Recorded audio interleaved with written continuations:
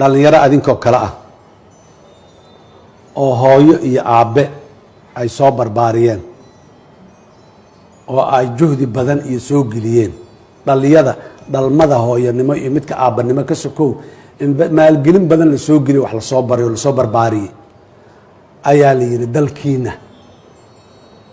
ayaad muxuu wax u noqonaysaan ciidan aan noqonaysaan dalka difaaciisaan qaar waxaa la yiri fursad la'aan iyo baagamuunde shaqo la'aan idin haysa shaqan idin geynayna waa la qaaday waa la xaabiyay Eritrea lagu shubay tababaray ku maqan yihiin ciidamadii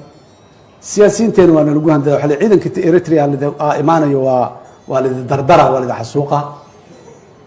ilaa waa niman dhalinyaro oo intaan magay ka baxay la qalday xaqana la iibsaday waa la iibsaday maxaa ku tilmaam kartaa adiga wax kale oo aniga ku tilmaam ma qaan dhalinyaradaas waa la iibsaday Eritrea la geeyay war iyo wacaal wax u haya male war soo duulay oo xagga ka soo duulay oo waa dhinteen oo Aksum ay ka dagaalameen oo xaggay tageen Makala lagu laayay iyo xaggay dhaceen iyo muxuu